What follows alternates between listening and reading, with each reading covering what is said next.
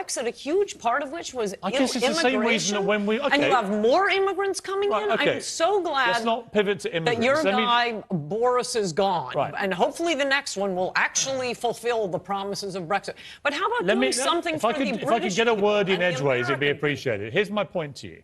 When we were attacked by the Nazis and when this city was attacked in the way that Ukraine city is being attacked, actually the Americans, when you were attacked at Pearl Harbor, realized it was a world war and you came and helped us win the war and defeat Nazis, or we'd all be speaking German. And that's the reason why when you have a massive war in Europe like this, which is the biggest since World War II, that's why we should come together. And America, whether you like it or not, biggest superpower in the world, we need your help. Ann Coulter made a bold appearance on Piers Morgan Uncensored in an in-person debate that shook the panel.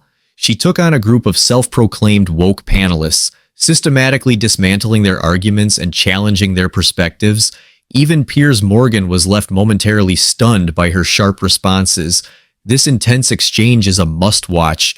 Share your thoughts in the comments, hit the like button, and don't forget to subscribe for more dynamic debates and discussions.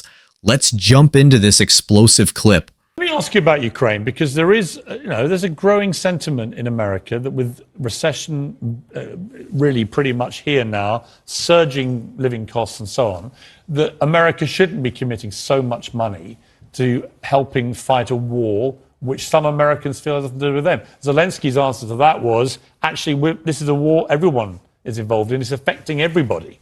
What's your view? I don't think so. I mean, you're not going to like my answer, but that was my position from the beginning. And there were I very rarely like anything that comes out of your mouth. Yeah, So don't worry, you can fire away. But I do know a lot of American theorists. It is definitely moving that direction. It wasn't at first. It was just, endless coverage for this. I mean, there are a lot of things I could say about this, going back to, I think Putin is a monster. You don't go around invading other countries, but we did provoke him. Putin has been reaching out to America. He was the first person to call after 9/11 to express his condolences to America. And Bush doesn't even call him back. We have just so dissed the Russians for such a long time. And the NATO thing, I'm sorry, I'm with Noam Chomsky, Pat Buchanan, George Kennan. Once the Soviet Union fell, there's no point to NATO. And we keep encroaching. Well, actually, we're now seeing exactly what the point of NATO is. Well, which is to stop a murderous dictator like Vladimir Putin. Maybe. That's what NATO's there for. No. If he tries to invade a NATO country, he will get attacked. It's not a NATO country. He doesn't want to become a NATO country. And no, I'm sorry, the Ukraine was historically part of the Russian empire of influence. And I'm not defending Putin. So you want the Soviet Union back? No, I am not. What's what you're saying? Why? But let's get back to the main point. Why should Americans care about this? We have our own problems. Why should the British care about it? I mean, you guys... Well, I think it's a beautiful city, and I hope you save it. But you've just passed Brexit, a huge part of which was I guess it's the same reason that when we... Okay. And you have more immigrants coming in. Okay. I'm so glad Let's not pivot to immigrants. that your guy, Boris, is gone. Right. And hopefully the next one will actually fulfill the promises of Brexit. But how about doing something for the British If I could get a word in edgeways, it'd be American appreciated. Here's my point to you.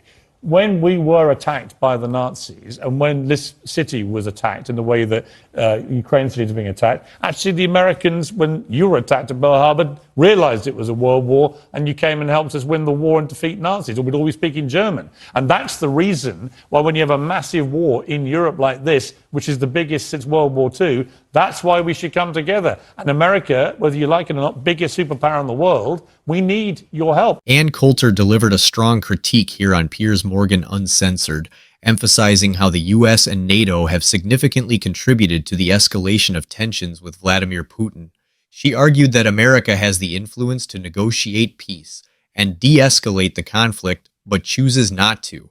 Ann Coulter praised leaders like Donald Trump, who treated Putin as a logical negotiator rather than a stereotypical antagonist, which earned mutual respect. She highlighted the deeper issue. War is a massive financial boon for politicians tied to the defense industry, with taxpayer money fueling endless profits. Instead of focusing on solutions, billions are poured into a conflict that offers no real benefit to the American public. Coulter's insights call out these misguided priorities, showing how different decisions could have led to peace. Do you agree with her take? Share your thoughts in the comments. Let's get back to it. Ukraine needs your help. You can't compare everything to Hitler. Okay, Actually, I can compare Putin to Putin, Hitler. Yeah. okay, if Putin Hitler attacks invaded Pearl Harbor, I'll be interested. But he's not attacking the United All right, States. He's Ava, not I see attacking you've been listening to this with calmness. Well, no, I don't know. I think you were just talking quite a load of tripe, actually. But, I mean, that's your thing. You know, when you talk about Russia not, you know, Putin not actually affecting the rest of the world, it's nothing to do with America, it's nothing to do with Britain. Britain right now is facing a huge crisis in terms of grain. We physically can't get wheat into the country. This winter, we're looking at our energy bills are going to be something like £500 a month. It does affect us. It directly does affect us. But, you know, we talk about globalization. Most of your products, probably half of what you're wearing, has come from different parts of the world. It's totally obscene to think that we're going to go back to some sort of, like, you know, FDR, like, why not close it Rwanda? down. And What's going on in Swaziland? A lot of countries are having a lot of problems, and not all of your energy problems or grain problems are coming from the invasion. Do you actually know and, you that know, for fact, or? your interview with him, I mean, I think the most disturbing point was, and I'm glad you asked him, are you willing to give up anything here? And no, his position is... Why should they give up anything? Because, he's going to fight to the last dead Somebody invaded the Ukrainian? United States. Okay, if someone invaded America, any part of America, right? You're telling me that a single American would say, oh, yeah, we'll give them a bit of land, whoever it is. No, you would come together and drive them out of your country. Okay, and by the way, Russia has... you'd want us to help you, which we would do. Could we Google something? Russia has, 50 times more people than Ukraine? You got to end this war, or it's going to be down to the last Ukrainian. All right, Esther. I'm rarely speechless, but I think in this instance, I'm quite speechless. I think the international repercussions of what is happening in Ukraine cannot be understated. At the moment, the Russian foreign minister is in Africa because he realizes that, you know, people have forgotten this, but many Africans are dying with the rising cost of energy and wheat, for instance. Egypt, which is the largest importer of wheat, the price of wheat has gone up by 250%. I think it's irresponsible to think that what is happening in Ukraine isn't affecting everyone, including Americans. And it's only going to get worse. I mean, look, the US is trying to find a way around that at the moment, but I just don't understand how you can think this is not an American problem. It clearly is, and he's not going to stop at Ukraine. Moldova's next, then Lithuania, then Estonia, then Latvia. Would you give it all back to him if he wants? He wants to restore the Soviet No, Union. and I Here, think Vladimir, that is help yourself. far more preposterous than the idea that he's going to, I forget Pearl Harbor, that he's going to continue. Okay, when he continues, maybe we care. But you know what else affects the rest of the world? Whether the United States of America remains the United States of America. Why don't you guys come over and help us build our wall? Why don't you help us deal with crime? Because you're right, we do step in. We send grain, food, we take out warlords. I mean, you guys do too.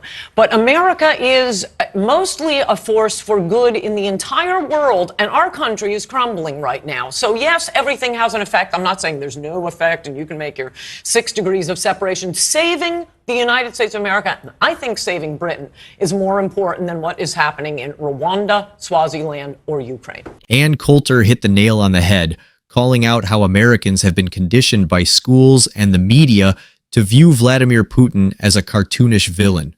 This narrative conveniently serves to justify endless wars, just as Russia spins similar propaganda about the US. The truth? War is a massive moneymaker.